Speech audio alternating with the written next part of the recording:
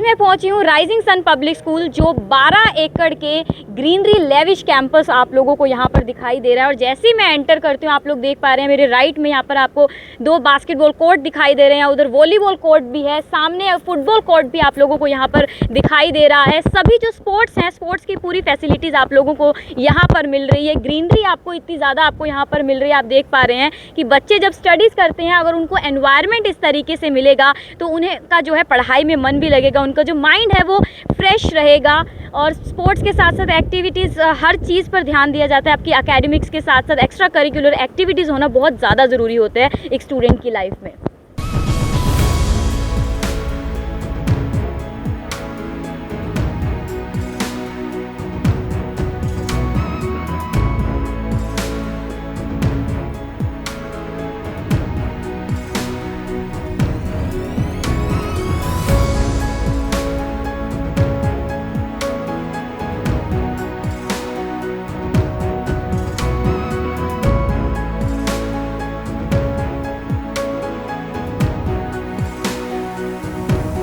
तो अब मैं आप लोगों को लेकर पहुंची हूँ स्केटिंग ग्राउंड में, जहाँ पर आप देख सकते हैं छोटे छोटे बच्चे कितने अच्छे तरीके से स्केटिंग यहाँ पर करते हुए दिख रहे हैं, क्योंकि जो टीचर हैं किस तरीके से इन्हें सिखाते हैं। क्योंकि आप लोगों को पता है स्टडीज़ के साथ साथ एक्स्ट्रा करिकुलर एक्टिविटीज़ भी बहुत ज़्यादा ज़रूरी होती है, और वो स्कूल में बहुत ज़्यादा ध्यान रखा जाता है। आप देख सकते हैं मेरे पीछे बच्चे कितने अच्छे तरीके से यहाँ पर आप लोगों को स्केटिंग करते हुए दिख रहे हैं।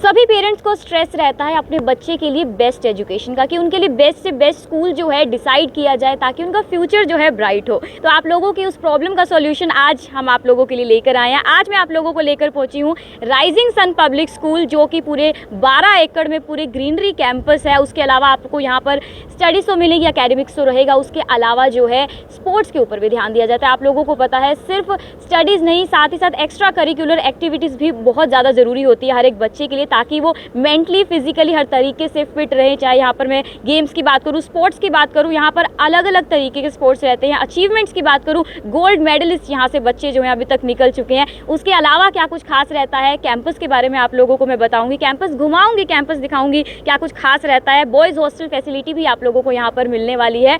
तो काफ़ी सारी खास चीज़ें हैं। तो मुझे लगता है जो जितने भी पेरेंट्स स्ट्रेस ले रहे हैं, या बच्चों को भी होता है कि एक अच्छा स्कूल डिसाइड किया जाए, तो राइजिंग सन पब्लिक स्कूल में इस वक्त मैं आप लोगों को लेकर पहुँची हूँ। बाकी आगे बातें करते हैं, सर से भी बात करेंगे। यहाँ पर एनसीसी विंग है, वो भी आप लोगों के वहाँ के बच्चों की परेड भी आप लोगों को थोड़ी देर में मैं दिखाऊंगी।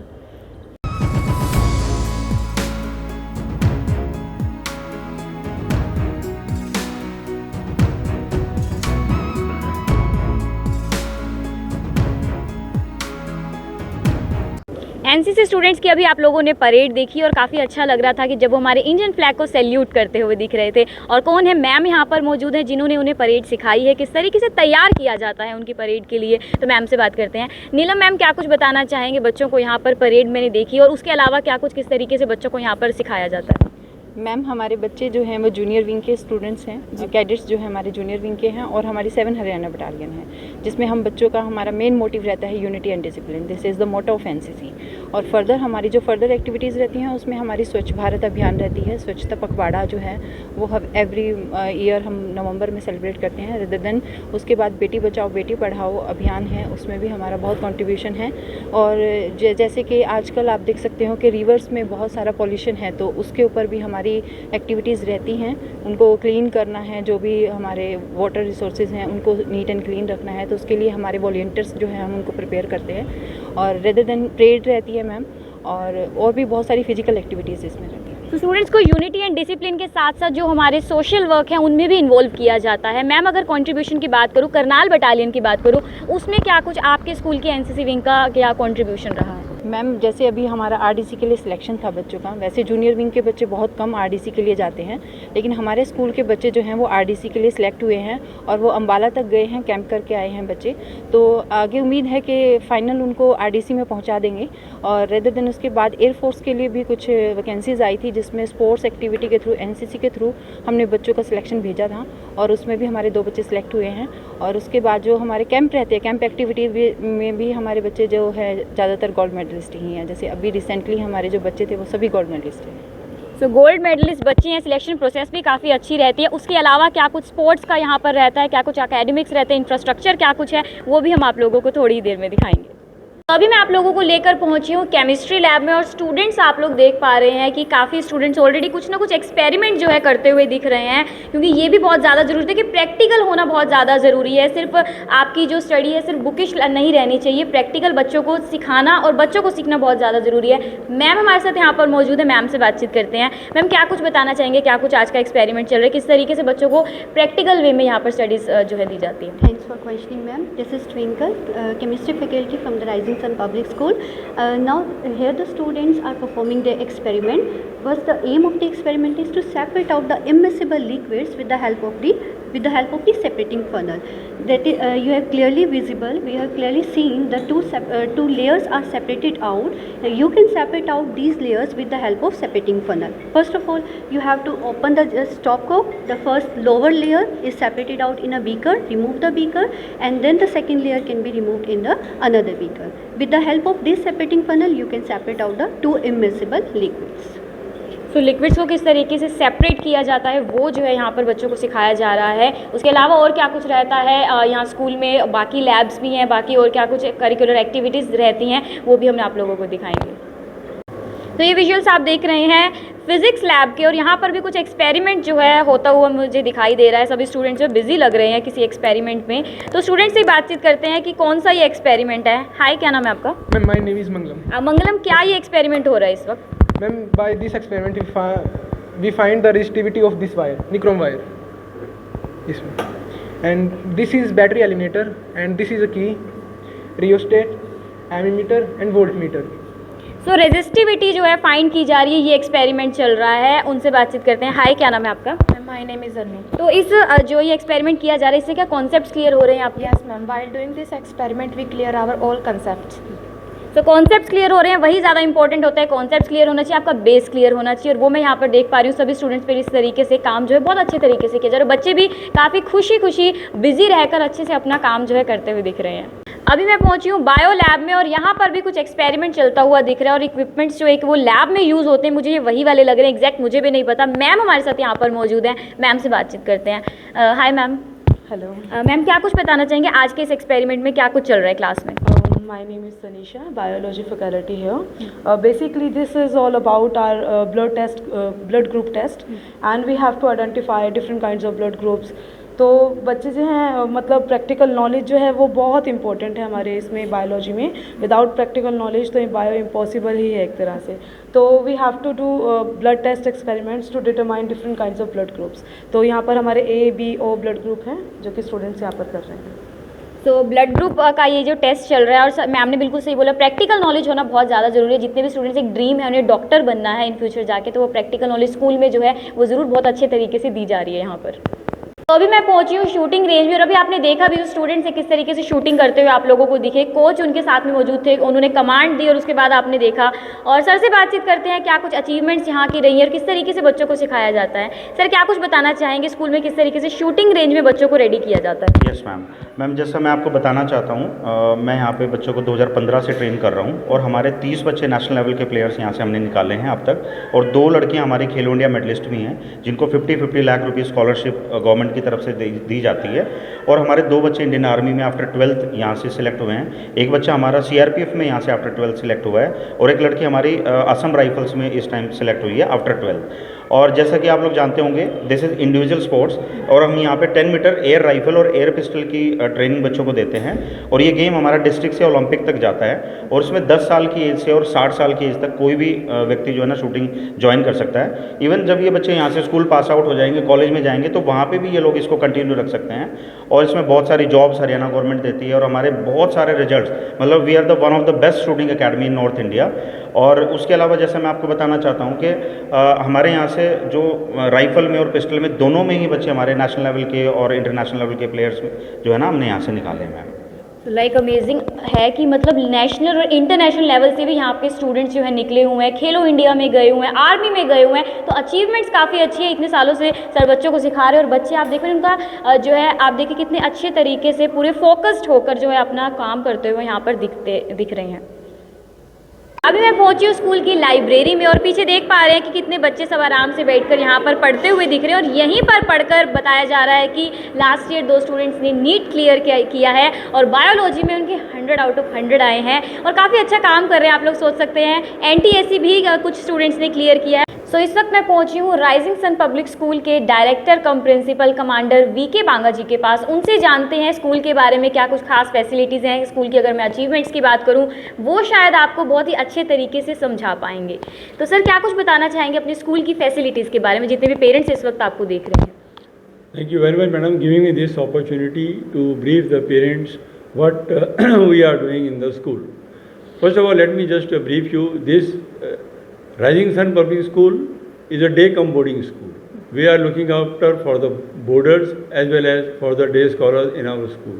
We are giving a very good training in all the fields, whether it is a science, commerce, or you can say any stream of the arts, or let it be a rifle shooting, let it be a sports facilities, football is there, basketball is there, skating is there. All these facilities are there which are supposed to be in any good school. The school is well located on a GT Karnal road. Anyone coming from the Karnal side or going towards that can easily see this campus. It is located over 12 acres of land, which is giving sufficient amount of field area, study area, and all these facilities are available over here. Sir, आपने बोला day कम boarding school है, तो अगर मैं बात करूं boarding के students के लिए या फिर जो डे स्कॉलर्स हैं उनके लिए क्या कुछ अलग अलग फैसिलिटीज़ रहती हैं स्कूल में? Yeah, for the day scholars, we have a facility, games also is there, which we allocate to them during the games timing. And the boarding life starts, I'll say, after the 2 o'clock. They get a very good lunch. After the lunch, they get a study period. Teachers are there who are supervising them, guiding them, and looking after as their parents on the campus. And at the same time, after that, they also go for the games timing. We have got sufficient games facilities available here, which students do avail these facilities and get sufficient time for the playing. Not only that, again in the evening, after their normal routine, they go for a refreshment followed by their again supervised self-studies. Now these supervised self-studies ensures that students are completing their homework, and whatever their doubts are there, relevant teachers are teaching them their proper subjects. So they get sufficient time to prepare. Some of the day scholars, they go home and they might be going here and there and spending some time for the tuitions.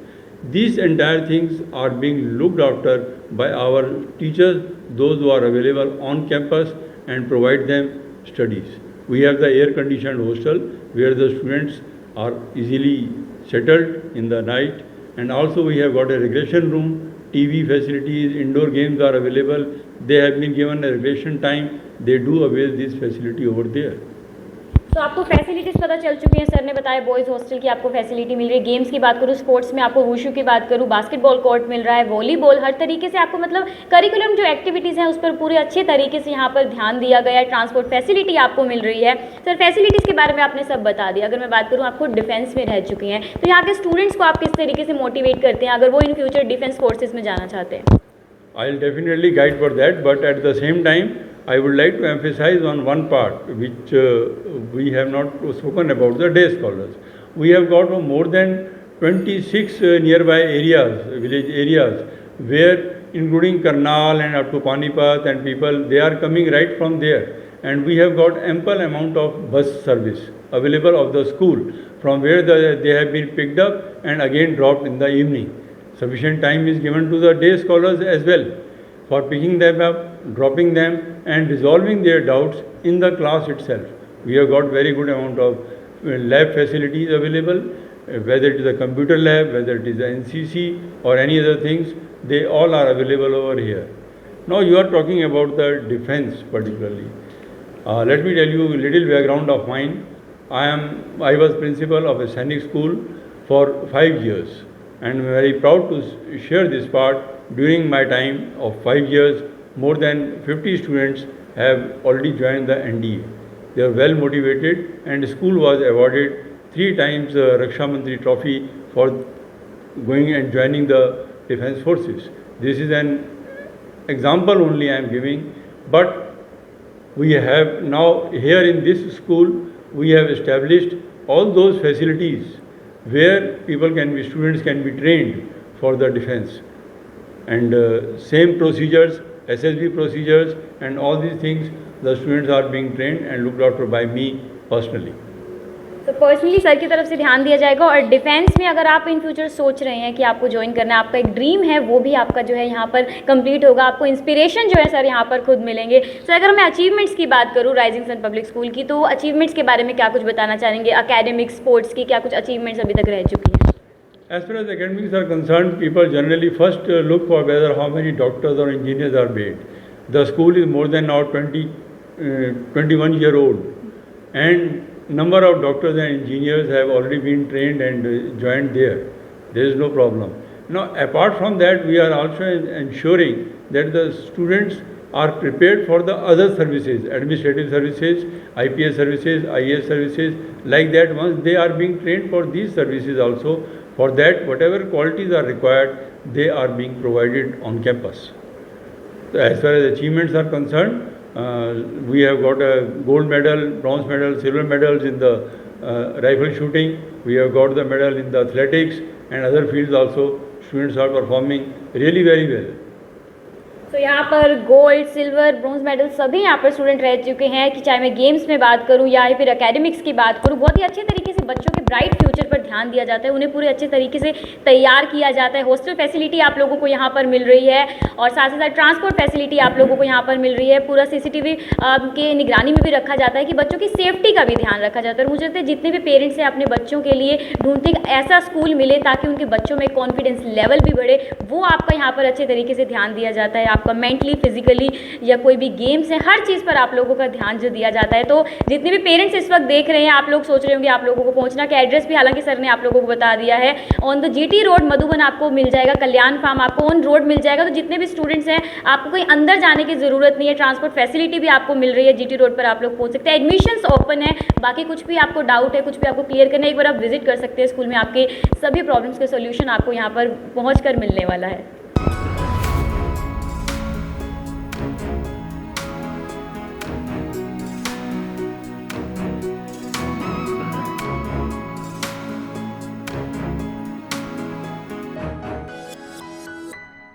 पढ़ाई करते हुए या खेलते हुए बच्चों को भूख भी लगती है, तो उस चीज़ का भी ध्यान रखा गया। मेरे पीछे आप देख पा रहे हैं राइजिंग सन पब्लिक स्कूल का कैफेटेरिया जो है इस तरीके से मिलेगा और ग्रीनरी तो आप देख ही पा रहे हैं। जैसे आप एंटर करते हैं स्कूल में तो इस तरीके से आप लोगों को एक व्यूज़ मिलने वाले हैं। आप देख पा रहे हैं कि जैसे आप एंटर करेंगे, चाहे पेरेंट्स हैं चाहे स्टूडेंट्स हैं, जब आप सुबह सुबह स्कूल में आओगे तो आपका माइंड जो है बिल्कुल फ्रेश होगा और आपका स्टडीज़ में मन भी लगने वाला है।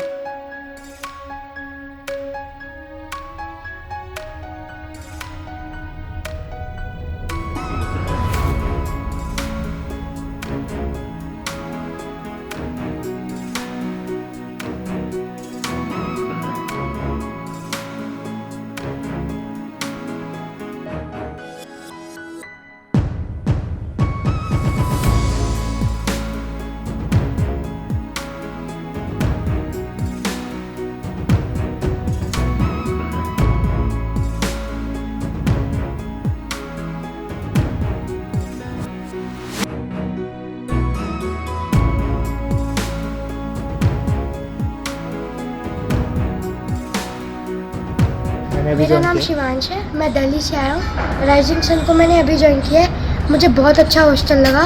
हॉस्टल बहुत अच्छा है, यहाँ के टीचर बहुत कोऑपरेटिव है और यहाँ का फूड काफ़ी अच्छा है और यहाँ के जो स्पोर्ट्स एक्टिविटीज़ है वो बहुत अच्छी है।